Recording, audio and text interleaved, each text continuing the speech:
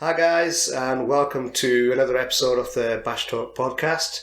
Today I've got a special guest, a local councillor and politician and solicitor, Nadeem Ahmed, who very kindly took some time out of his Sunday just to come and be with us. So I'll just go right into it and just ask Nadeem just to introduce himself. Thank you, Bash. Bismillahirrahmanirrahim. Pleasure to be here with you. Thank you for inviting me. My name is Nadeem Ahmed, born and bred in Nelson, local lad.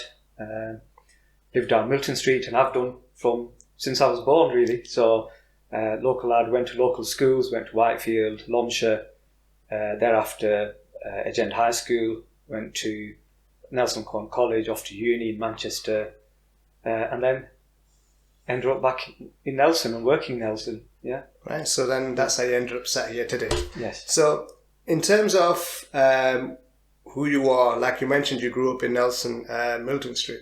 So could you just describe your upbringing? So born and bred in Nelson, you went just a junior school, high school. Did you go Edge End? Edge End, yeah. Edge End and college, Nelson and Corn. Nelson Corn College, yeah. And then at what point did you decide in Nelson and Corn College that you were going to go down for the law route? The law route, I would say yes. It was roundabout, I think, my second year at Nelson Corn College. We had a fantastic teacher, law teacher, Paul Cody, and he was a real role model, inspiration. And I think he kind of, from our class, there was quite a lot of lads who have gone into law. There's Zulfi just down every street as well. He was in my class.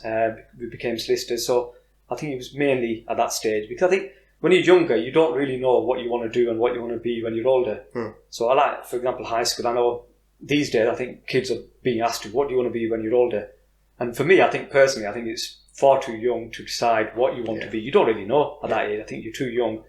And as you get a bit older and more experiences in life, you kind of get a feeling for what you enjoy and what you want to do. And I think it was around about college year, second year at college, when I really thought, possibly law is interesting and this is what I want to do. But even at that stage, to be honest, I didn't know I was going to be a solicitor. I thought I'll do law and see where it takes me. I'll do it at university. And then obviously the normal route after university is either become a solicitor or a barrister.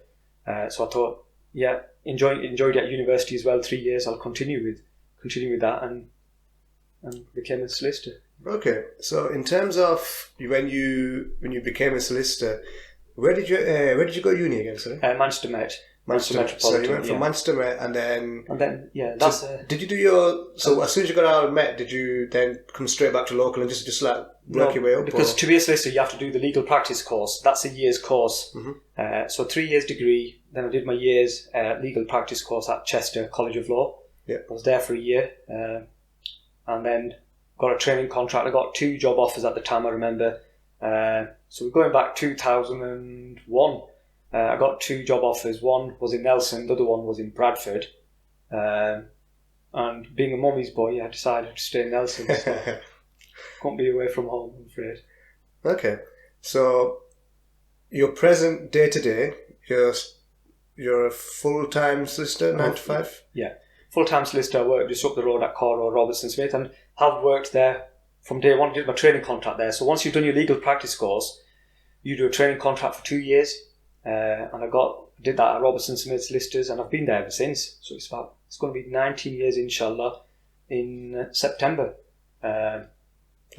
So I've been in the same place, yeah. So basically, you never had to do like a full-on commute anywhere, have you? No. You've never felt the pain. I don't know. No, I won't want to either. Oh man. Yeah, the suffering, I can't do that. Yeah, I can't. Although I'm not going to try and accuse you of having it easy. I'm sure you've had many difficulties in becoming a lawyer, but I think in terms of your law career is obviously one aspect, but when it comes to the political side of things, when did you first get involved in any kind of aspect of it in Nelson, for example? It was around about 2002 when I became a member of a political party, and I still remember the occasion. It was in Victoria Park. They used to have these annual Mela in which we don't have anymore, which is a sad thing really. It was really cultural experience. Because they used to have it on that kind of pavilion grandstand thing, wasn't it? Yeah. And I still remember it was a really beautiful sunny day, and this guy used to, I won't name him, but this guy used to always ask me, say, will you get involved in politics? I was only about, how old was I? I don't know, 21, 22 or something. And he used to always ask me, and I said, no, I've got no interest. I'm not really, I want to be a solicitor and I'm going to be working and I haven't got time for it. And just to get this guy off my back, I said to him, because I was going to France that year on a holiday, and I said to him, I'm going to Paris for a week with my mates, and leave me alone from that, don't bother me sort of thing. And when I come back, I'll take up membership, hoping that he'd forget. Yeah. So when I came back, and then it was about, I don't know, 6 months to a year later, he reminded me, he said, you promised me and you'll have to become a member now. And so I did, and not looked back really. Yeah. Okay. Yeah. So that party that you started with, which party was that? I knew this was coming. Yeah, I became a member of the Lib Dems. Okay. Became a member of the Liberal Democrats, who I stood for in my first election was in 2004. Yeah, that was my first party. Yeah. So which ward were you? Whitefield Ward. Yeah. Whitefield Ward, yeah. I can't believe I asked you that, but I'll just pretend it was just for the benefit of the Yes, viewers. yeah. I should know this. Yeah, Whitefield Ward, yeah, where I live, where I worked, so it made sense in a way. Because that's what it is, isn't it? Local politics, about representing your local area, and it's ideal. So that's your entry into politics. How did the the kind of mayor side of things, like how did that come about? The mayoralty, I became the mayor of Pendle 2011-12.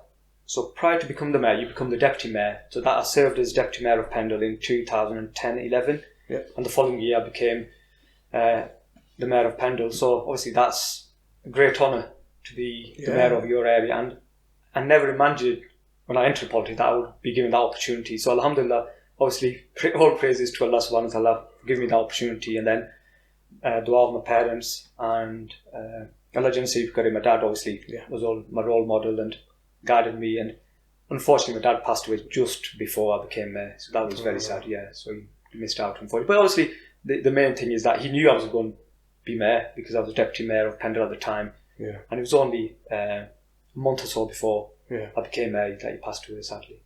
Oh, wow.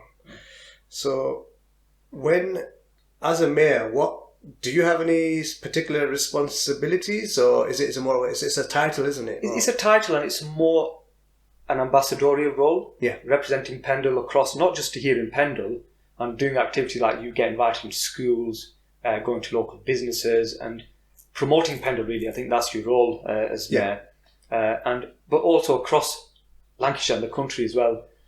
So it's not just representing Pendle here locally. Mm-hmm. It's a wider thing.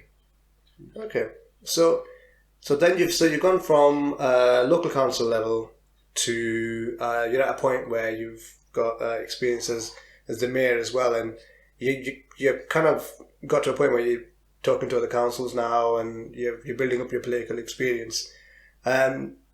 So bringing it up to what it is that you actually do as a councillor, because there is other stuff we're going to talk about, but it's important for the people who are listening to actually understand what a councillor does, and then we'll go into the topic that you guys know we're going to talk about, so just bear with us. But can you just explain what is it that at a local level that a councillor does, and can you just, for the benefit of the people that are listening, tell them what a councillor doesn't do, because they seem to think that you guys are supermen. Yes.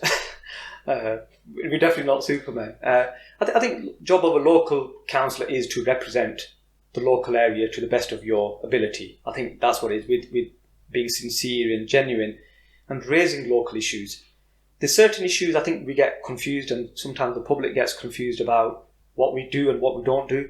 But I think there is that element of, even though it might not be directly the responsibility of Pendle Council as a local councillor, but I think it's still our responsibility as elected members to represent the views of our constituents. So, for example, it might be something on a national level, which a lot of our politics kind of gets mixed between the local stuff and the political stuff. For example, on a local level, what we're responsible for, for example, like planning, taxi issues, our streets, the rubbish collection, and it's things like that, council tax.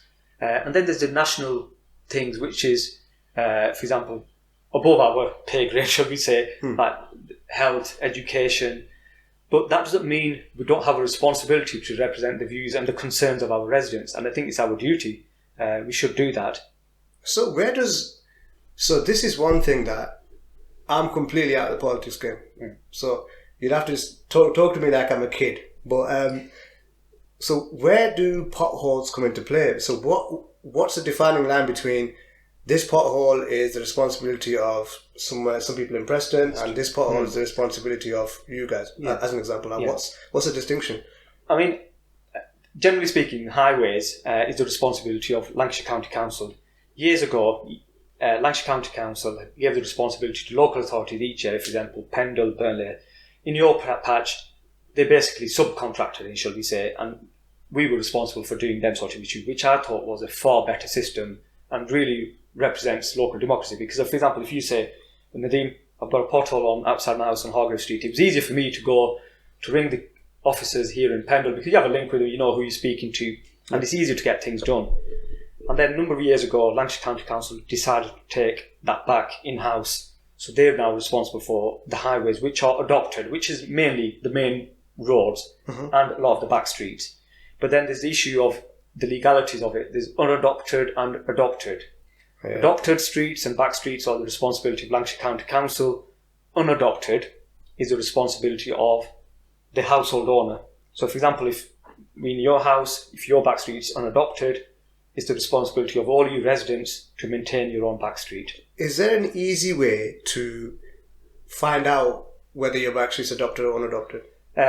You can speak to your local councillor. If you don't know, there's or you can go onto Lancashire County Council's website on the highways page, and you can fill in the details, and that will give you an answer as well as to whether it's adopted or unadopted. Okay. Yeah. So, if I'm being honest, I think it does get a bit funny sometimes around election time, and it's almost like which councillor can stand next to the biggest pothole. But But when it comes to actually reporting it, is it something that it goes through you if it's your ward, or can you just do it directly? No, residents can do it themselves directly to Lancashire County Council. Sometimes residents report it to councillors, and then we report it. So it's a mixture, really, to be honest. So some people tend to do it themselves. Some people might not know how to do it or who to ask. So they'll contact saying, "I've got a pothole outside my house. Can you get it sorted?" So we'll report it to LCC. Okay. Yeah. So you're kind of like you're still there to give the help. Of course, Even though it's not directly our responsibility, like I was saying before, we shouldn't just fob people off. I think that's what I'm trying to get at. Yeah. I think it's unfair if you are elected. It's easy to say, "Oh well, go and report it yourself. It's not a responsibility," or "Go and see your county councillor." I think that's a cop-out, really, in my view. I think as local elected members, I think we still have a duty to try and deal with it and try and help people if we possibly can. Okay. So, in terms of, this is another thing, think of it almost like a myth-busting thing, but in terms of the allowances, people seem to feel and think, we were chatting about this before we even started, that it's some kind of free-for-all and there's plenty of cash to be taken, but that doesn't seem to be true at all. As a local, it's public information, and I'm willing to share that information. So some members and councillors feel a bit reluctant to discuss it, but I think, end of the day, it's taxpayers' money, and we are public servants, and we're here to represent the public. So, I mean, as a local councillor, I think it's about £3,000, excuse me, I get as an allowance from Pendle Council. Then it depends on what sort of responsibilities you are on. We used to get an extra allowance if you served on a member of the used to be the executive committee, which I did for a number of years. It's now changed to Policy and Resources Committee, but the allowance for that has stopped. When all the cutbacks came from central government, we as councillors felt, or some councillors felt, that if we are cutting staff numbers in the council, and there's cuts all over the country and people losing money and losing their jobs, councillors should be no exception to that rule. So that's the reason we reduced the allowances for council. I get £3,000 a year, and then you've obviously paying taxes on that as well. So it's not, you can't survive off it. I work full time, and a lot of other councillors do. So it's not what people think. Obviously, the higher you go, for example, if you're a county councillor, you get more money. Yeah. If you're an MP, obviously that's a full-time job in itself anyway, and they're on a lot more money than what we are.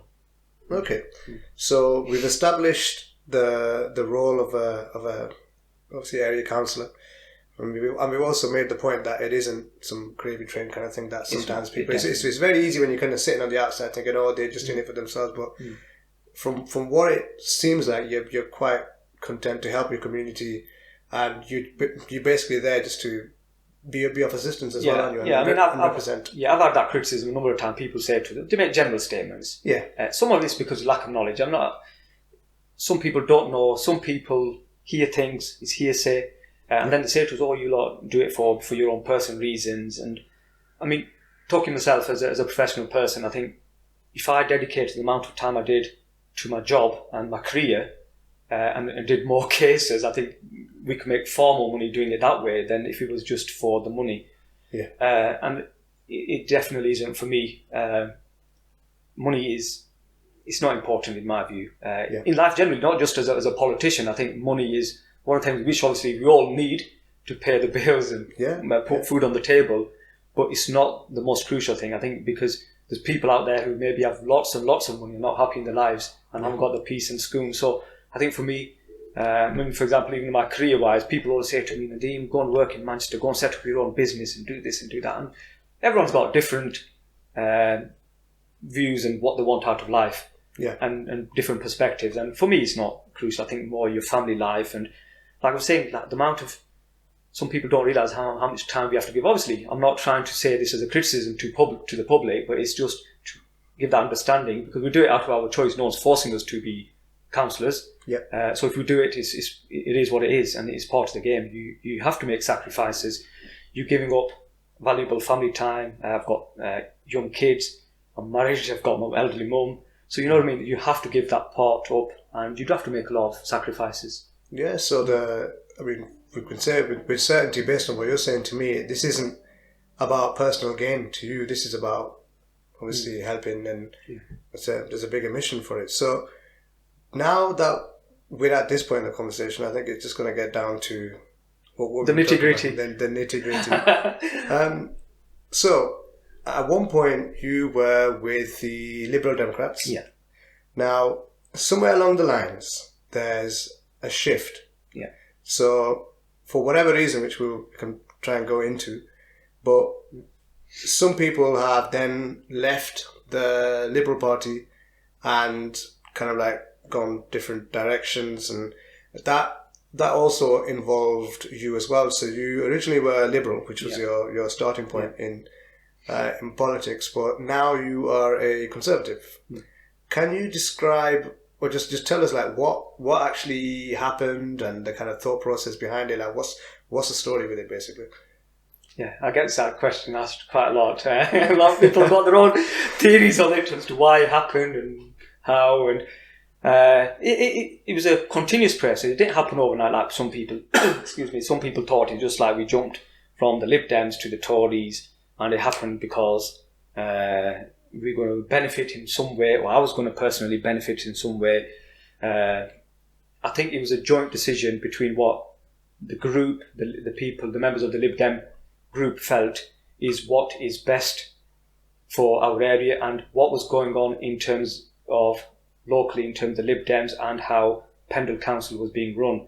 And there's a long history of it. I mean, I could go into some examples and people will say, oh no, that's not how it happened. But the reality is there was a lot of deals going on between the Lib Dems and the Labour Party at the time, which for years and years, the Lib Dems had a clear policy that this was not going to happen. This is not the route we're taking because of... I might have to be a bit careful. I don't know. You want me to be careful, or I can just say as it is. And but I think I should be honest. I think it was more to do with the personalities as well. Okay. There was because there was a long history of political differences. Yeah.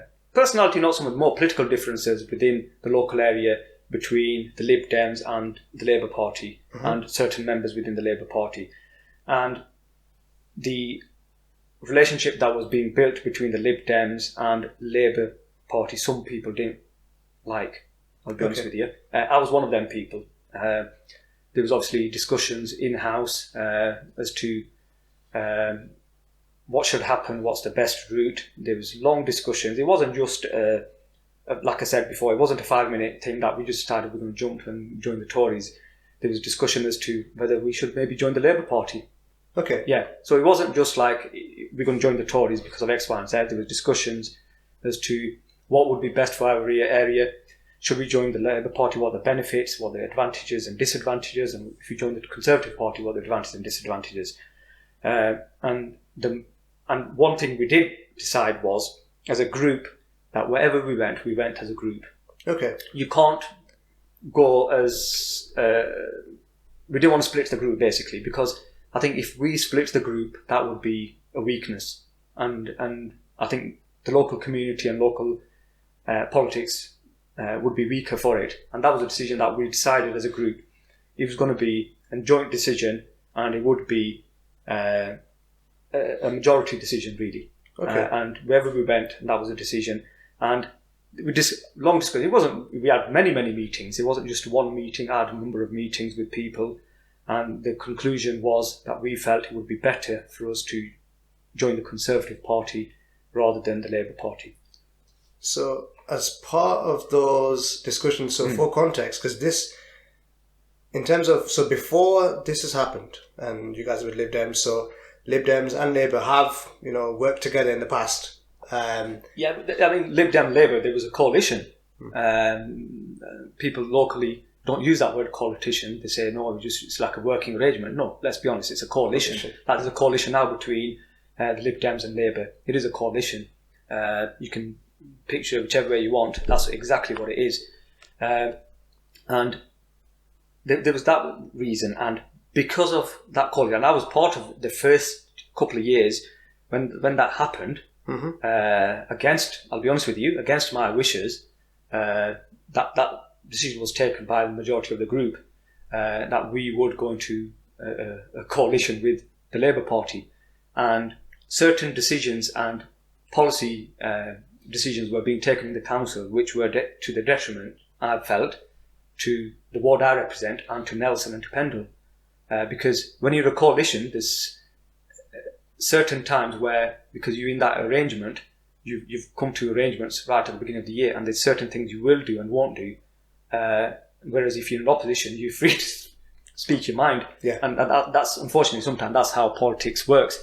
And there were a number of examples in my ward, for example, which I really was deeply unhappy about the direction we as a council were taking. I had these discussions with a group, and I didn't want them decisions to be taken because I felt it was unfair on the residents of Whitefield and the residents of Nelson. I mean, I can discuss these issues if you want me to, but yeah, please do. Yeah. I mean, for example, I'll give you one example. Sorry, I'll give you a prime example was our Carr Road Funfair site, where a decision was being taken. We were in the coalition that we were going to get rid of that site and dispose of it on the open market. And my view, till this day, has remained consistent. I said, look, we shouldn't sell that piece of land, especially when there was no consultation with the residents. And I said, look, we don't own it, we just public servants. It's what do our residents want to happen with that piece of land? And my view was clear. If the residents say to me, Nadeem, you're our councillor for Whitefield, but we don't care about that land, sell it. Not bothered. Yeah. I was the first person I would go with, along with the residents. But that's not what happened. There was no discussion. And we were taking a direction within the council, and the Lib Dems were going along with what the Labour Party wanted locally. And I totally did not want that to happen at all. So you didn't feel like if there was a process in place, basically to you it might have felt like talk about selling it is already taking place, but there hasn't really been a conversation with the local residents to say, actually, well, what do you guys want? Yeah. I mean, people will disagree and say that's not how it happened, but I'm willing to challenge anybody. That's exactly how it happened. Decision was taken prior to the consultation. Surely it should be the other way around. You consult people first, then you make a decision. People had this preconceived idea that is what's going to happen with that land, and we're going to brush it through and pass it through the committees, and we're going to sell it off. And and it was around about that time when we had these disagreements. I'm not saying that was the only reason. But it's just like it triggers it off, and there was that reason. And at that stage, I remember Joe Cooney was leader of the Conservative Party, and he was one of the few councillors who actually approached me himself. It's not his ward, it wasn't his patch, and asked me, look, what is going on with this land? Can you explain to me what the problem is? Why are you so upset about it? And I explained to him, and he actually backed me up. He had nothing to do with the area. he had no interest having a Lib Dem at that stage, right at the outset of these discussions, and he actually backed me till the tilt. So were potential buyers already lined up for it? There were rumours, shall we say, allegedly. Yeah. There was rumours, but whether I mean that wasn't my concern. It was one of the concerns, but I think it wasn't the major thing. I think if, for example, it went through the correct process and the decision was taken correctly, that land is going to be sold. Fine, sell it to the highest bidder. Fine, no problem with that. But it's got to be transparent and open. Yeah. And then that's the point. That's my argument with that piece of land. I mean, it's still going through. It'll probably get sold off, and something will happen with it. Yeah. So in terms of I don't actually understand what you're saying. So because the way it sounds like it wouldn't have been as transparent. So it'd be a little bit easier for almost to kind of fob it off, and maybe you might not necessarily get the full value for it either, wouldn't you? Then if it's rushed. If it's rushed and you haven't done the correct checks and balances, even though the council might have got the right price for it, to the general public would have appeared that we haven't done it correctly, and that's a concern, because sometimes it's not just about doing acting. It's not about saying things and doing them properly. It's about actually doing it practically as well. Yeah. A lot of times we hear people say things. We're doing this and we're doing that. But when it actually comes to the practical decision making, it's totally the complete opposite. Yeah. So, because I think I can see that as an example of, say, being a contributory factor into some of the thought process with you guys moving on. But did you guys ever consider going independent? That was a consideration, but my own personal view was as well, if you are independent, I don't think you would have strength. I don't think you have the resources to fight elections. I don't believe it sounds popular. I think if I, for example, said I was independent, maybe, I don't know, maybe the residents would have liked it, that I've been brave, but I don't believe for example, in the council chamber where it really matters, when the decision making takes place, you can really influence the decision making process. And that was another reason, because the discussion in terms of the Labour Party did take place, and my view till this day is, I believe, just as a general point, I think we need people to be involved, our young people particularly, to be involved in all political parties. Obviously, traditionally, it is a Labour area, but I'm happy even now till this day if our young people get involved in politics and join the Lib Dems, join the Labour Party, join the Conservative, even Independent or Greens or whatever, is getting involved, because what we have to remember in Pendle's an interesting and unique area in terms of it's very political. Yeah. You know about that. It's very, very political. And also, we very rarely have an overall majority. It's not happened that often. There was Lib Dems when I got elected in 2004. We had an overall majority where Lib Dems had, and had, in terms of numbers, the councillors to push policies through the council, and then the Conservatives had it a couple of years ago. And usually it's a coalition between two parties. Yeah. So you have to work with other groups on certain things, and that's how you should be. That's what politics is. We might not agree with every policy, because not every party is perfect. There's Conservative Party isn't perfect. I'm not going to sit here and try and defend every Tory policies, because if it's wrong, it's wrong. I was going to lead into that question. And same with the Labour Party. No party is perfect, and that's what it should be. But as long as people are sincere and we act for the interests of our residents, which we elected to do, it doesn't really matter what party. And quite honestly, on a local level, I've been in the Lib Dems, I'm a Conservative. I'll be honest with you, it makes no difference. But locally, for some reason, it's so politicised, like, oh, he's a Tories Lib. As a local councillor, I think it's down to you, your own ability, your own hard work. Are you going to be there for the residents? Are you available? How much effort are you going to put in? And, for example, I used to be a Lib Dem. Whichever party you belong to, if you're not going to be available for your residents, if you're not going to speak up for what's right, and I think that's what's lacking. I'll be honest with you, that is what's lacking, where people are getting involved in politics, and we always talk about, I mentioned about the young people. It's not about just the young people getting, and educated people. We need people. Me personally, I've changed my mind on this. I used to always say we want young people and educated people. Not necessarily. We want young people who are clued up, who can speak, who understand, who can get involved, and who are more than anything are going to be honest and stand up for the residents. And you don't have to be educated to do that. It's local politics. Yeah. You don't have to be educated. You don't have to have a high degree level, because we're getting people, unfortunately, I'm not trying to upset anybody, but I'm going to be honest, because that's what I should be, honestly. That's what we want in politics. People want people to speak the truth. We're getting people who are being dictated to, who are being told what to say and do, and they just go along with it. And that's sad, in my view. People should be free to vote and stand up for issues that they believe in, not being told like, you're going to do this and just stick your hand up. I won't do that. You don't come into politics to just put your hand up. I mean, anybody can do that. Yeah, I think just for parity, I think what I will say is I think that is present in, maybe not now, but it has been present even up until recent years, where they be like, Bash. I believe the phrase is they've put somebody forward. Where they just grab Bash.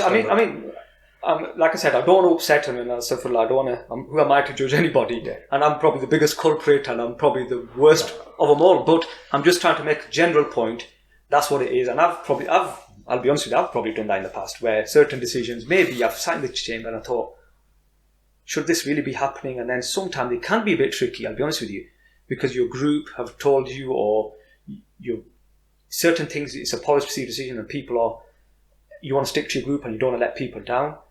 But I think as I've got older, more experience, and I've you start thinking for you, and sometimes you have to be brave. And people might not like it, and people will get upset. And I've voted for certain things as a Lib Dem, and I've done it as a Conservative, where certain issues I've gone in the chamber and I've voted against the group. In a full council meeting, I've gone against certain issues. And sometimes you have to. So, in times when you've gone against issues, you're not necessarily someone that even within, because one thing I'm noticing is when you said that you'd gone from Lib Dem to Tory, you said we, so you've got like a close circle of people, and you're quite obviously, and all those people are generally quite involved in the local political scene. For someone who's not grown up here, I've grown up here, I've seen it. So my dad used to be quite active. Yeah, you did. Yeah. So I see it, but you can kind of see the argument, can't you? And it's not aimed at you. But you can see the argument where no, wait, to be honest, Bash, so don't hold back. You got to say it, just come out. Go for it. It is it can be a bit tribal, can't it? It can be. I think we need to get out of that mindset. Yeah. We need to change. But I think that tribal argument, people use it when it suits them. Right. I'll give you an example. Someone puts in I'll give you a perfect example. We've had it recently, and I shouted in one of the meetings, and I had a burnt on a bit of a rant, shall we say. People say we don't want this tribal system. I'm not talking, obviously, I'm generalising here, so I'm not, it's a generalised statement. Sometimes people will want certain things doing for themselves, saying, as long as I get my job done, it's fine.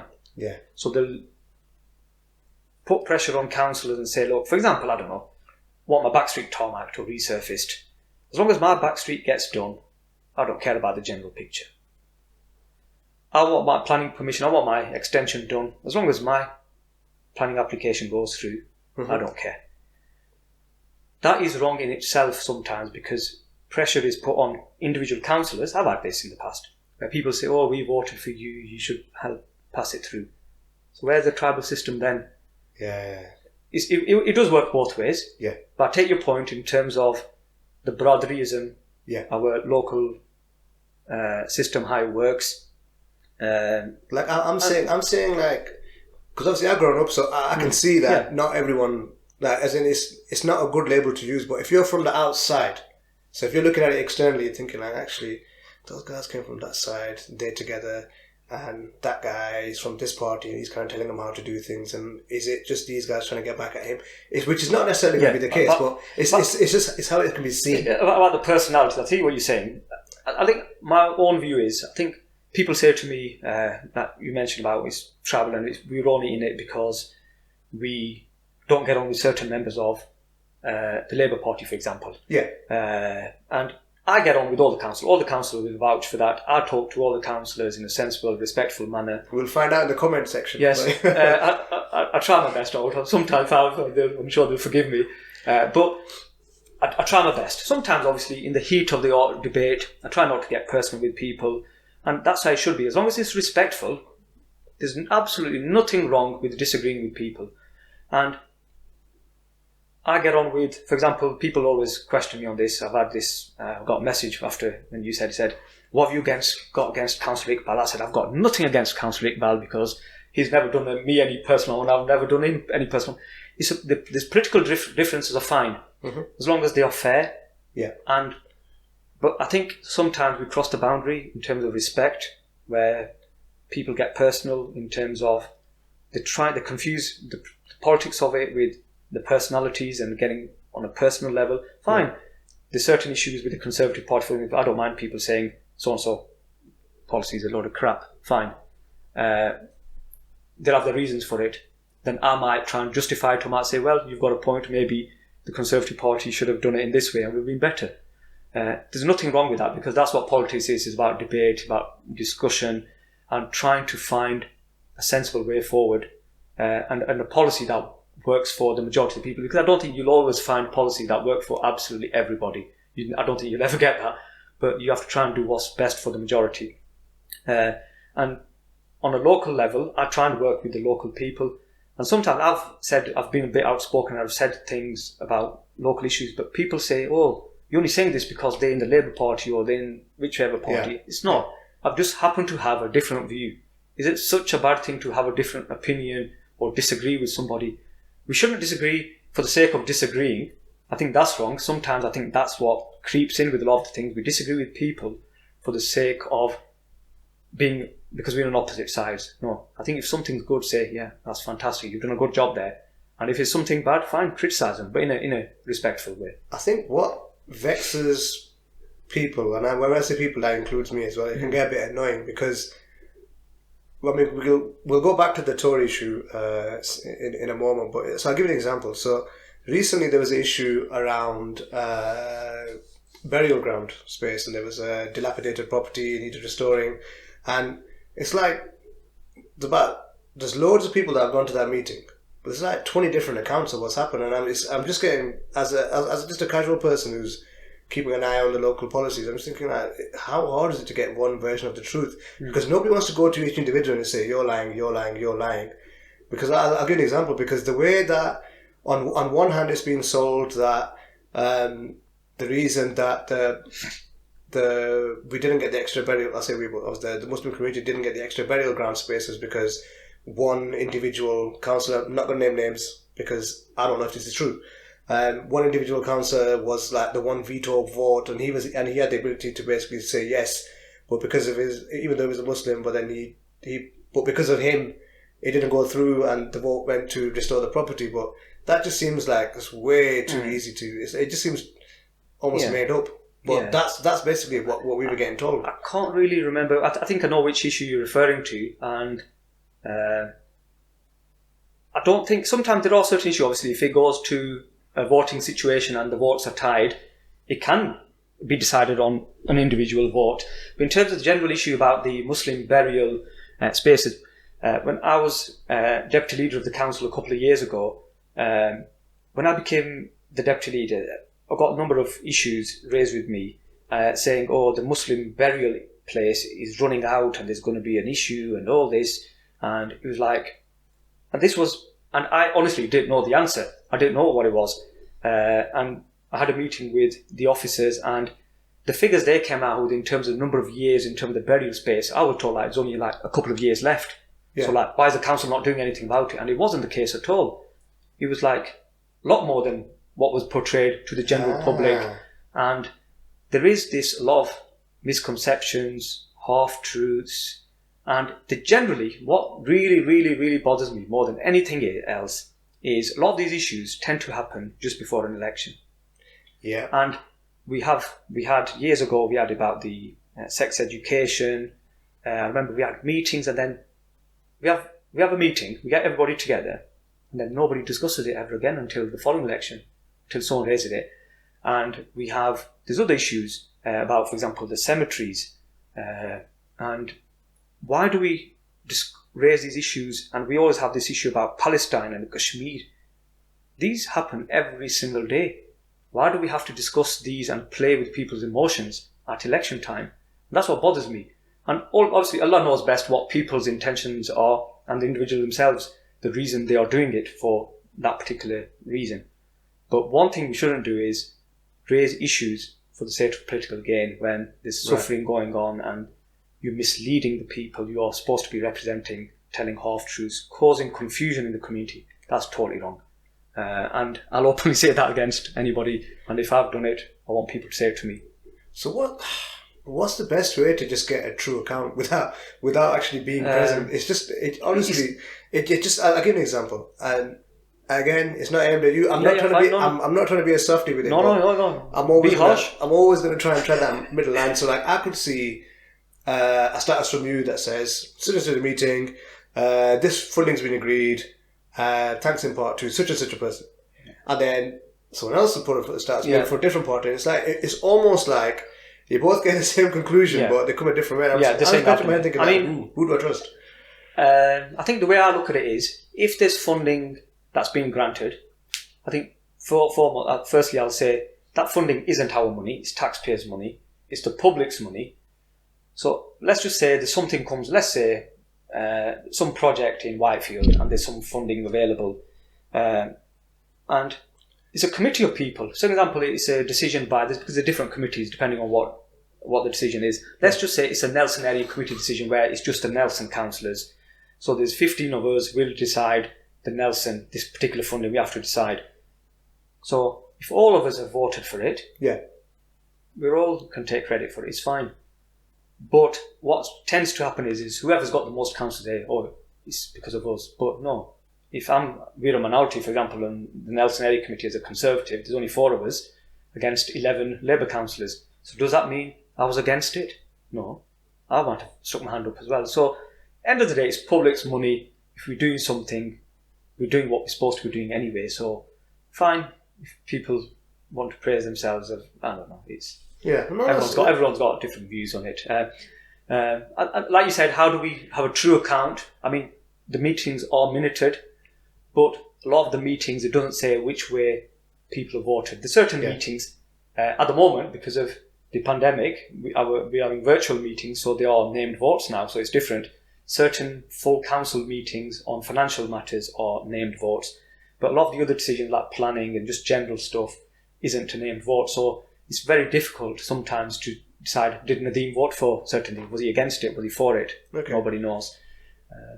I mean, I've had issues where I'd rather have somebody, rather than put it on Facebook, I'd rather have you ring me, Bash, and you ring me and say, Nadeem, I've had this issue, what happened? You know what I mean? I'd rather have someone ring me. And I can take your point, because I might give my own version of events, you might have heard something else, then who do you believe? You know what I mean? I can see, I take your point. But it shouldn't be like that, surely. Sure. I think that's one of the things that it can put people off a little bit, because they're seeing almost 2 conflicting accounts. Yeah. And then one will be, understandably, because obviously if you're from one party, I'm not saying that you're someone that's going out and saying, we did this. But then it just gets a bit tiring, I'll be honest with you sometimes. Like, are you trying to take credit for it, or did you all vote together and get something passed? So just celebrate that people have got funding. So, I don't know.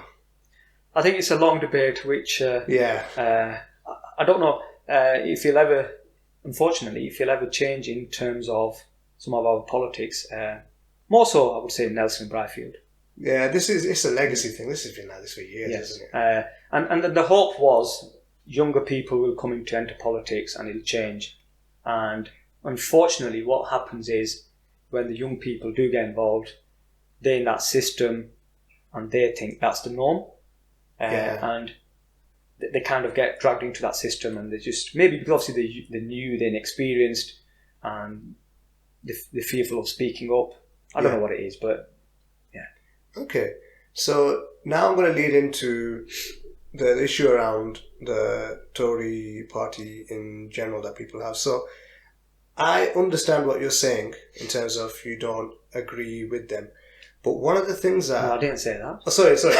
I don't agree with certain things. Yeah. Sorry, no. I was kind of... Yeah. Obviously, you don't agree with everything, basically. Yeah, I don't. No. I don't think... Whichever party I was in the Lib Dem, I didn't agree with every policy in the Lib Dems. But it's the bit, so it kind of leads into Turk's Mushtaq episode into his question as well, which is around Turk's the legend, yeah. Kind of leads into like reconciling, because when you generally put the parties up as, if you were to put them up in blocks, right? You got Tories, Labour, Lib Dem. So Lib Dem, if we're being honest, and this sounds mean, but they're a bit of a non-entity at the moment. They're not really doing much. And then you got Lib Dem. Now, typically, most generic Muslim person, if you were to box them in, they're more likely to lean towards the policies that Labour has on the perceived, and the keyword is perceived basis, that they're more friendly to our faith. But then again, which then goes to the Tory side of things, where they're perceived to be basically not great for our faith. That's the general perception. Yes, I accept that. And rightly or wrongly, how do you reconcile that? Like how? So I mean, are we talking of in terms of racism, Islamophobia, that sort of thing? Is that what you? Job lot. I mean, my personal experience. I'll start from my point of view, and then I can generalize it. My point of view, locally, my experiences within the Conservative Party. Been in the party for a couple of years now, 4 years, and it's nothing what people perceive it to be. There's issues, I think the starting point, there are issues in every political party, whether it's Labour, Lib Dems, Tories, and if people say otherwise, I'll challenge each person face to face if needed.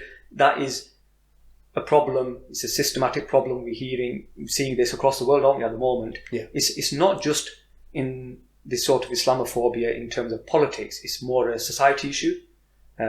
Sometimes we specify, for example, we talk about racism in football or in the legal profession.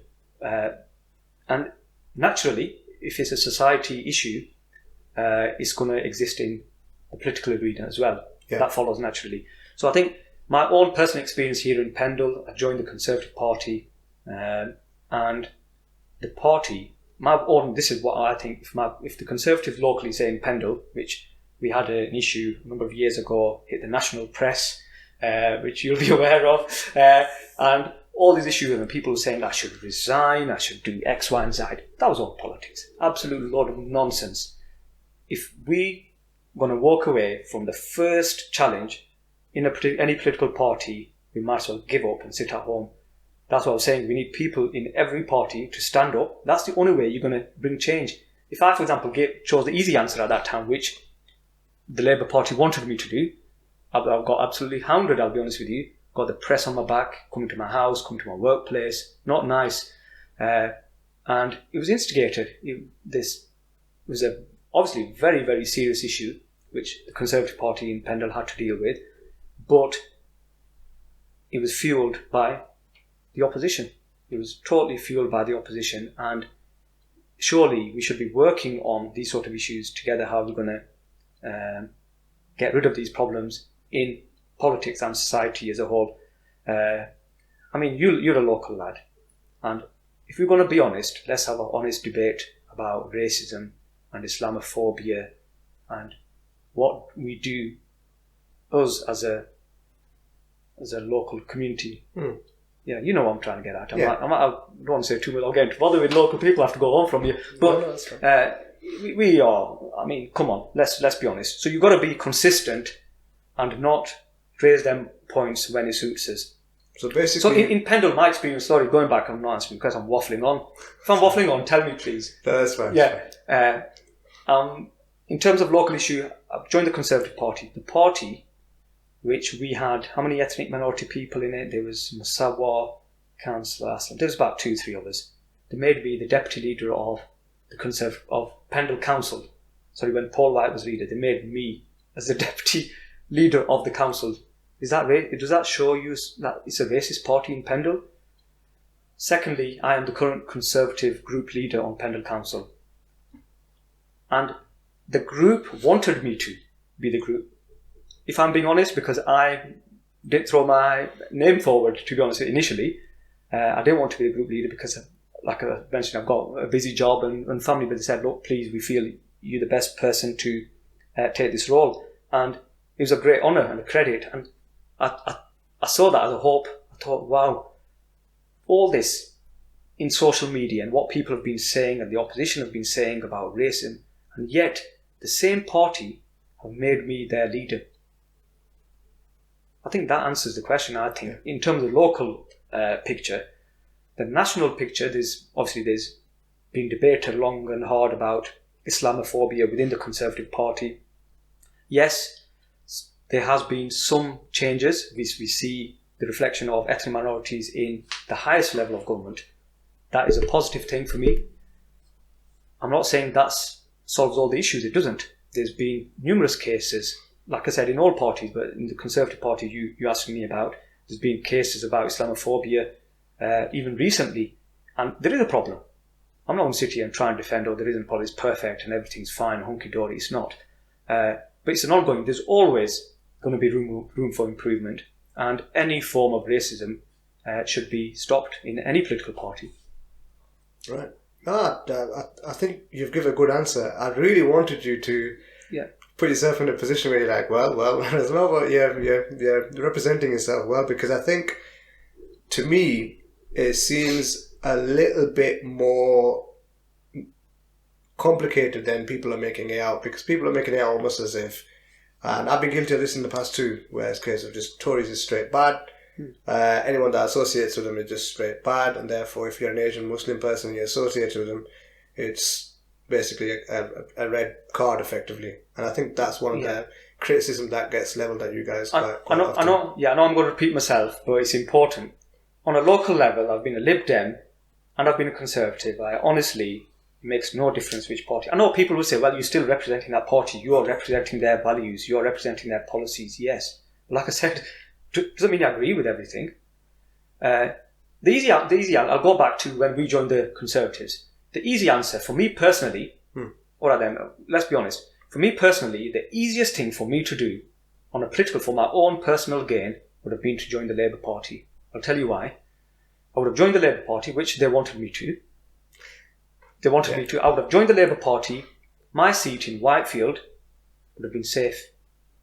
Because who's our main opposition in Whitefield? It's the Labour Party. Who's the current other councillor? He's a Labour councillor. If I joined him, who would it be? It's us two. We could just take turns forever and ever and a day. Who's going to challenge the Labour councillors in Whitefield? No. And I genuinely believe this. The reason I say we need people in every political party, if you've got no opposition, doesn't matter wherever it is, whether it's on a local level, whether it's in England, whether it's in Pakistan, whether it's India, whether it's Brazil, America, wherever it is, if you've got no opposition, the political system is weaker for it, because you've got nobody to scrutinise, you've got nobody to challenge, you've got nobody to give a different view or opinion. People will just say, yes, that's fine. Imagine us, alright then, let's take the example of when we joined the Conservative. Imagine all the group joined the Labour Party. Who would be the opposition locally? Absolutely nobody. Obviously, they would be in Corn, in Bournemouth. It's because it's Conservative and Lib Dems there. In Nelson, Bryfield, who would be challenging the issues? Who would be giving the different stance? Who would be keeping an eye on things? I believe the system and the community in the long term would be weaker for it. I mean, obviously, there's, like I said, unfortunately, our political system has become not well respected, shall we say. Yeah. People think they're all the bloody same, they're this and that, in it for themselves, they argue with each other, which we do. And I'm going to probably sound like I'm going to swear, but I'm going to use it. Yeah, but I should, it's being recorded. But I'm slagging other people off, and I'm not. That's not my intention. My intention is to say as it is, and trying to be honest and truthful with you and the listeners, is politics, unfortunately, has got a bad reputation. And it's a very sad thing, because we want our young people to get involved in politics, but I think, including myself, we probably discourage them to enter in politics because of the way we sometimes do things. Some more than others, I'll have to say that as well. Some more than others, but sometimes that's not portrayed in that way in social media, unfortunately. Okay, so could you say, is, like, I don't want to put words in your mouth, but we'd almost say that the argument is that if it was solely Labour standing, then there wouldn't necessarily have been that same, even though it's a local level, maybe not at that same independence to be able to say, I'm in this particular party, but I've got my own thoughts. And there was potential for maybe one or two stronger personalities to kind of almost dictate what would have happened. So that's what goes on now. So That's the reality. I know people sometimes, the listeners and people generally probably don't see that, but it is. It's a handful of people are ruling what goes on, and that's the fact. That's the reality. And then when you feel that by you guys being kind of going to the Tory side of things, you've been able to maintain some form of independence. You've got free thought, and now you're obviously leader on that side in Pendle Council as well. So. Does that sound about right then? So you've got a bit more independence than if you'd gone down the other path? Independence, and we genuinely believed that as a group, that we would be better off other than the Labour Party. Okay. Because of some of the stuff which was going on, we totally disagree with the policies on Pendle level. Fair enough. And then so there's a few user questions here. Why do I say user questions? I'm used to my day job. A few Facebook people questions. I'll ask them, but I think you've kind of already answered them as well. And hey, in fact, we've got one live one now. Ask Nadeem about the sinkhole on Carr Road. What's the story behind that? Oh, sinkhole, that's a saga in itself. I've reported this. Carr Road, every street junction at the traffic lights. The roads collapsed. It started off with a small hole. I came to, because I walk past it 3-4 times a day because I go home for lunch and I walk back, and I noticed a small hole and I thought, what's going on here? And then within a few days, I reported it. Within a few days, it's got really bad. And sometimes this is what a local place is frustrating. The bureaucracy is unbelievable. Is this going back to what we were saying at the start about highways and... Yeah. It's an LCC. So, well, anyway, I thought it was an LCC matter. It got even more complicated than that. So anyway, I'm thinking, Carr Road, highways, road sunk, straightforward. Get in touch with Lancashire County Council, get them to sort it. Emailed them. Nothing happened for a while. I chased them up. Phoned them, chased them, sent emails. Very slow. But anyway, they came out eventually and put the signs up, because obviously warning drivers. Because I could see from my office on Carr Road, people are coming along, and the road was sinking, and if you're going out, say, even 30 miles per hour, and it's quite a bad hole now, and it's a bit of a shock if you're a driver, and potentially very dangerous because it could have caused an accident. So they came out, put signs up saying, roads uneven, put it politely, but roads uneven, and be careful. So it was like Lancashire County Council staff came out, inspected it. Eventually, it turned out that it was United Utilities who were responsible because the drains collapsed. So anyway, Lancashire County Council got in touch with United Utilities. I chased them up as well. United Utilities came out, did some work to it. I was really happy because I put it on Facebook that day.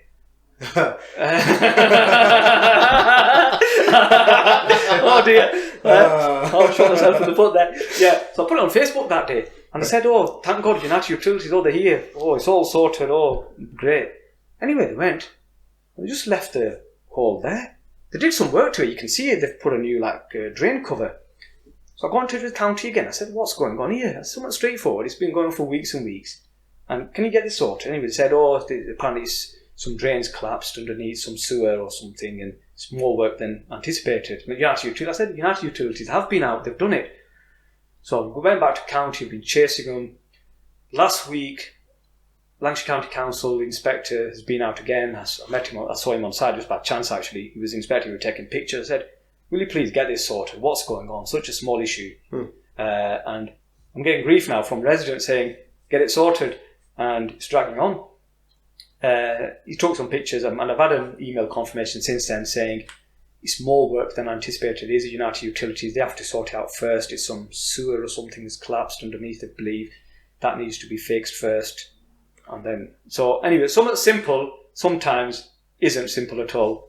I think that's the gist of it. And sometimes it's just red tape and it's frustrating, I'll be honest with you. And sometimes residents ring us up and say, why is it not getting done? And I said, look, we're on to it. But there's only so much we can do. We can only push and keep nagging and I think chasing. it goes back to the thing about not being Superman, doesn't it? Yeah, and it used to be, like I was saying before, like if it's politics, it's on a local level, it's far better in terms of democracy and getting things done. And things are changing because the way it's going, you've seen like the Greater Manchester, you've got the mayoral elections there. and Lancashire possibly. There's discussion about the combined authority where Lancashire all gets together and changes in local government reorganisation. I have no idea. I mean, would that put more red tape, do you think, or less? It's a decision which the Pendle Council have to come to review. The leaders of the 15 authorities have met, including our leader in Pendle, and their view is that we should go for this combined authority with an elected mayor. People have got different views on it. I still haven't come to a view. I mean, the view which we had, or I personally had as well in the past, in my group in the past, was that we should go for it. But things have changed since then, because what the government have said is if you want this combined authority, you also have to have an elected mayor. And some people are a bit concerned about having an elected mayor and what it entails, advantages, disadvantages. And at this stage, I'll be honest with you, there's a report being written by the senior management at Pendle Council. I still haven't got fully the grasp of all the issues and what would be best for the residents. I think it's important that the decision, whatever it is, because this is going to be probably the most important decision in terms of local reorganisation. Yeah, I bet. For God, probably forever, you know what I mean? It's huge, and the implications. So we've got to get it right. But the general view seems to be that's the way. The government, central government, are encouraging this and trying to push things along, because local councils are struggling financially. And the argument for them is that if all the councillors can get together, they'll be stronger for it in terms of delivering, in terms of getting finances and having more control of what they're doing. And so, there's arguments on both sides, and then there's argument, the flip side is, if we have this, like you were saying, do we lose more, say, for local residents? Do we lose our democracy? So there's arguments on both sides, and I and my group, we really haven't come to a view as of yet. I'm 50-50, I'll be honest with you. Okay. But soon there is going to be a meeting and we're going to have to vote on it. And it looks like across Lancashire, most councils are going to go for it. That's the impression. I'm looking forward to the inevitable Facebook storms that happen on the back of the vote outcome.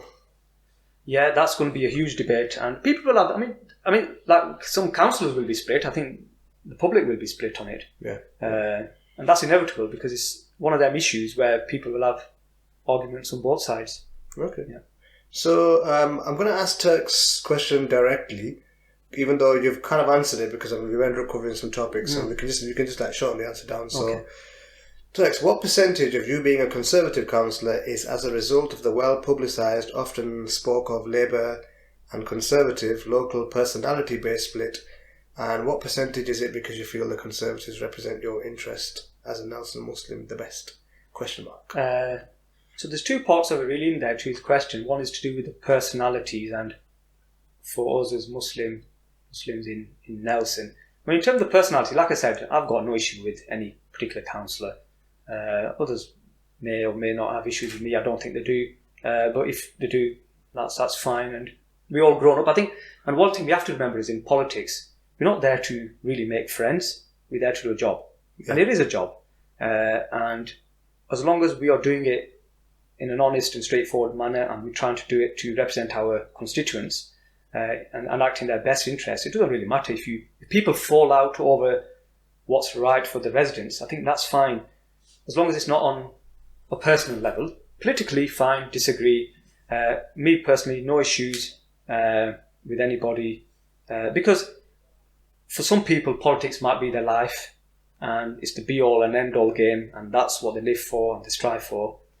Politics is obviously, I've been a councillor, it's my 17th year, it's a major part of my life. There's more to life than just our politics.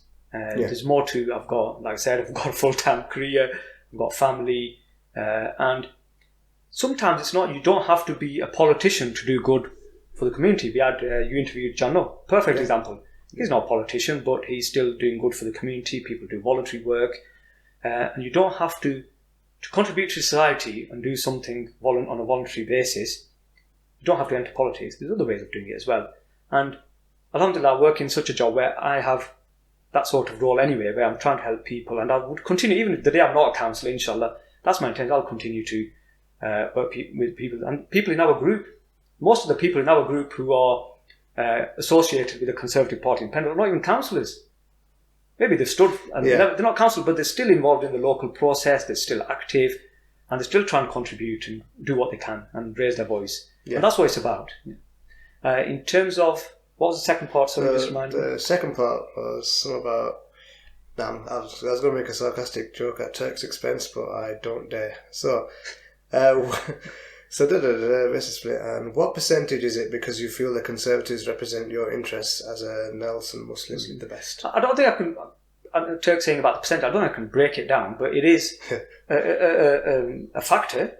I think if you look at the true meaning of what the Conservative Party represents, the traditional Conservative Party is actually very good for Muslims, because what is it about? It's about organisations, it's about establishments, it's about religion and the values, family values, and that sort of thing. The traditional Conservative is actually, I would argue, more so to do with being a Muslim than even the Labour Party, the real Conservatives. Because what's the Labour Party, what's the Conservative? Because it's all mixed and matched these days anyway. Yeah. And there's an argument that they're all the same anyway. So you know what I mean? But the true, sorry if I can get my words out, the true meaning of Conservatives, that's my interpretation, that's my view on it. Okay. That they are actually more representative of me as a Muslim than the other parties. If you look at some of the, for example, the socialist, through the Blair years, the socialist policies that they pushed through in terms of gambling and some of the society issues we've got, the drinking and and a lot of the laws were passed during that time, and that was a huge detriment to our society.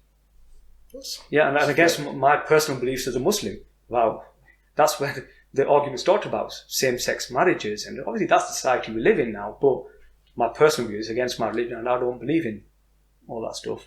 But at the same time, I've got respect for people who do want to make them happy. Yeah. So be it, and it's the law of the land. Yeah, that's a reasonable answer.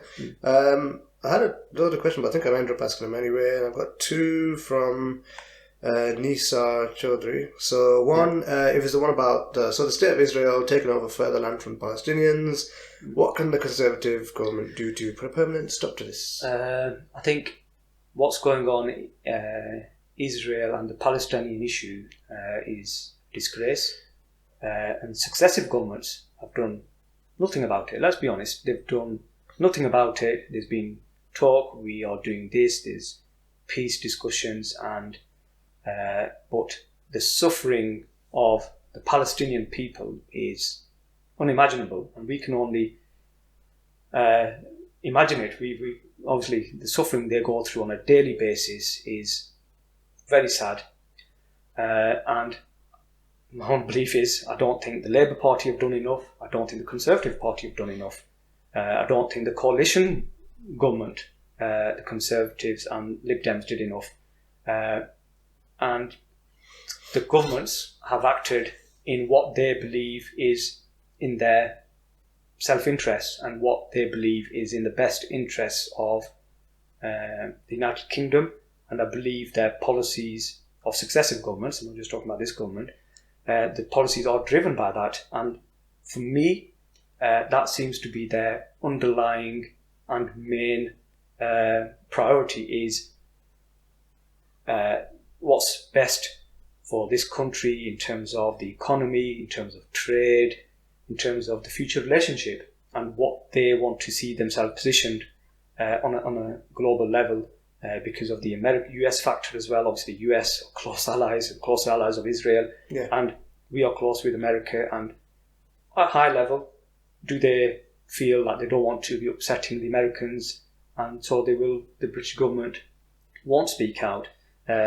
You hear comments sometimes about certain when it blows up again and things happen there, and unfortunately the media bias has got a lot to answer for, and there isn't that genuine understanding of what the people are suffering. And because you hear about, for example, when the Palestinians retaliate, I'm not trying to defend the actions of any individuals, but sometimes when they, for example, launch rockets back into Israel and people are hurt, I mean, my own view is if people are put into such a position where they or so desperate they don't see any way out, they will resort to violence. We've seen that in America, haven't we, with the Black Lives Matter campaign, because the people have felt that enough's enough, they don't see any other way out, and they've gone onto the streets. Yeah. And ultimately, that's what results on people will, unfortunately, I'm not trying to defend violence, because loss of any life, and we talk about Black Lives Matter, and I think, so where's the argument and where is the issue about, because I put something, a status on, and I got some criticism from some people when I said Black lives do matter. Of course they do, and I'm fully behind the campaign, but all lives matter. And at that same time, there was an issue of, there was a young Palestinian who got killed. Yeah. And I put that status up, and I got some private messages from people and saying, well, be careful. I said, well, that's how I feel. That's how I feel. Like, I'm not going to hide and try and be weak and say, well, I'm not allowed to share my thoughts and my feelings. Yeah. That's totally wrong. Because, again, when we were talking before, and it's about, if the Israeli government is doing something wrong, we should be open to say that. We should be able to criticise the government. There's a difference between the Israeli government and the Zionist issue, and that's a different debate altogether. Yeah. But I think all lives do matter, and we want to see a world where, whether it's a person of black, white, whatever colour, whatever religion, whether it's a Palestinian or a Jew or a Christian, whoever it is seen as equal. Yeah. And I think that's the crucial thing. And yeah, we should be able to have an honest debate about it. That's a fair answer. The next part of the question was going to go on to, sorry, just check. Yeah. So the next part of the question is going on to asking about Kashmir, but I think it's the same answer. I mean, just in terms of, obviously, the Kashmir issue, yes, similar answer, but the lockdown, I think, just talking of the lockdown, they've been in lockdown for a long, long time. Yeah. And we kind of got a bit of a feeling of what a lockdown feels like, but I still feel ours is nowhere near what their lockdown is like. We're still able to go out and do our shopping and get food, and we're sitting in our nice houses and watching TV and with our families. But yet, the lockdown there, why does nobody speak up on it? I mean, again, successive governments, and that's what frustrates me sometimes in our politics locally, is this issue time and time again comes up at election time, and we shouldn't play with people's emotions over politics. And it's easy. You bring up the Palestinian issue and people get very emotional about it. Yeah. And the Kashmir issue, people get very emotional about it. So all you need is a status on Facebook and all these comments coming, oh, the Tories have done this against the Kashmir, they're not doing this and they're not doing X, Y and Z. Come on, man, which government has, you know what I mean? And it's people's lives and people's blood and suffering, and yet we use it as a political football, and that's what I'm against totally. Don't bring that into our local politics, please. Whoever it is, remember that I'm just talking equally for the Labour Party and the Conservative Party and the Lib Dems, all of us. Don't bring it to local politics. Fine on a national level. We talk about, we talk about what role is there for the local councillor. I mean, yeah, there's certain things I want people, if people raise an issue with me about Palestine, I've raised these issues with Andrew Stevenson about Kashmir. I've had honest debates with them, and that's the way people should be lobbying, rather than on social media. Contact your MP, email them, and put pressure on our MPs and say to them, why is the government not speaking up? Why are the government not? And challenge them, they're accountable. And just to bring it up at convenient time where people feel it's going to give them some sort of political advantage is not nice. It's easy to make a Facebook status, but I think it takes just a little bit more effort to write and lobby, doesn't it? So yeah. But then you mentioned Andrew Stevenson. That's going to bring into the last question. This is it's a question you're not going to be. How did I know that you were going to ask me about that? That's why I mentioned Andrew Stevenson before. Yeah. I'm going to lead into this one. It's going to be a question you're going to be thinking, what the? Well, I'm going to ask it because it's something that did irk me a bit. So a couple of years back, there was an event. I think it was a Milad Mehfil or some kind, and you had Andrew Stevenson up there. And what was the deal with that event? Was it a case of Andrew being introduced to the community, because there was a whole like putting the arm on the neck and stuff. And I'll be honest, I was looking at it was last year. I'll be honest. I'm not gonna lie. I was looking at that. And I did have a chuckle. I was kind of like, what were you like? What was the thinking behind that? Well, I didn't know about the art being put on, but anyway, I think I got one put on myself as well. And it was an event. It was a Hatham. I think it was. It was in St Luke's in Briarfield. And I didn't know it was planned. I was told it wasn't planned because I was sat in the audience and I was said, look, please can you come up and say a few words? And I said, look, is it necessary? Do I have to? And I got invited by the family who'd arranged that event. Right.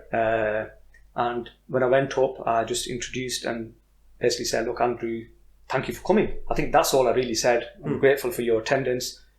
And locally, it just kicked off. Like I said, we are the most political area, I would say. I'm going to argue and suggest even probably being ridiculous in the country. In other parts of the country, MPs going to their masjids on a local level. Yeah. They go into their religious places on a local level and speak. People don't bat an eyelid.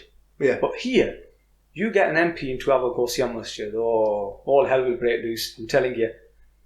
I think it's in the context now that you mentioned it, it was a Hatham because it was a Hatham, because without that context, so like I don't have that context. I'm looking and thinking, whoa, what's going on here? And following from that event, the personal abuse I got was disgraceful. I'll be honest with you, and sometimes I do feel, why bother with local politics if this is the sort of thing you have to put up with? Why should we as local councillors have to put up with it? And they were, because obviously the comments that were put up really upset my family, upset my relatives, and my friends, and it's uncalled for. Because, like I said, I genuinely didn't know. I went up, and I think I might have even put their heart on. Did they put it on me? I can't remember how it happened. I might have put it on Andrew. I don't know. And it was genuinely just to say because he's our MP, and it's courtesy. I mean, in my view, if I hold an event and you invite somebody who you consider as a colleague. And you invite him and he's our MPs, respecting in our culture. And that's what it was, more than anything. Okay. It got blown up, and obviously it doesn't take much in Pendle to bring things out of context. No, it's fine. Yeah. So, in terms of questions and time, I think we've reached the upper limit. How long has it been? It's nearly an hour and 20 minutes. Oh, I'm enjoying it. But... to round it off, is there anything that you want to cover that we haven't covered, or is there anything you want to get off your chest? Are you planning on, I don't know, taking any pictures next to any potholes? I'm sure I can find it. No. You've never been one of them. But yeah, is there anything that you want to get off your chest? Yeah, just nothing really. I think I've probably said everything that I need to say, but I think just on a local level, I think us elected members have to lead by example and try and do things in an honest and transparent way, and then that will show and reflect in how we behave with each other, what we say about each other, how we handle each other, because sometimes, like you said, if we say things on social media or in public, people look at it and think people don't want that sort of politics, but some of the politics, I don't want people to judge me or other councillors shouldn't be judged on some of the stuff we judged on. For example, I don't know if I'm making sense, but we're being judged on things we're not elected to do. We're being judged on, for example, let me think of an example. For example, we're being judged on who's making Nadra cards, who's organising someone's funeral. As a local councillor, you don't have to be a councillor to do them things. That's a voluntary. If you go to, for example, Preston, the Indian community, they've got organisations, they're not councillors involved with them, they're just voluntary people off the street who have come together and want to do some genuine work for the community. Yeah. Our politics is being run around, it's who's making the Adra cards, who's been to who's Fatiha, who's arranging the funeral, and these sort of issues, and who's getting someone's planning passed, who's getting the back street done. Is that the sort of politics we've come to? Is that what we expect of our local councillors? Come on, let's get real. There's big issues. We should be discussing issues like lack of education, our youngsters, in terms of their future prospects. We should be discussing issues like drugs in our community and having an honest debate. It's a huge problem. Yet we don't spend so much time discussing the real social issues in our community, in our streets, but yet we've got time to do all these other things. Don't get me wrong, if an individual councillors do these things, fine. I've got a lot of respect for people who they're still giving a lot of time, and it's a lot of hard work. If they're organising someone's funeral in that time of difficulty, if someone's helping somebody, good on them, honestly. Yeah. Good on them. And a lot of respect. But that's not what we are elected to do. And the public, I think, have to change that perception as well. They are voting for people based on, he made my Shinakhti card. He picked up some documents from me from the registry office. Backstreets, fine. People in Whitefield seem to think it's a big issue, Whitefield, because our backstreets are in a very, very bad condition. Yeah. But I think more importantly that we've got more issues in terms of the backstreets. Let's talk about the rubbish on our streets and how clean. That's more important. If it was up to me, I'd rather spend that money rather than doing someone's backstreet, spending 20 grand. I'd rather have that money invested in cleaning our streets in Whitefield. I went out just this week, I think it was Tuesday or Wednesday, with a resident, and we walked around 3 or 4 of the back streets, and I'm telling you, it is disgraceful what's going on.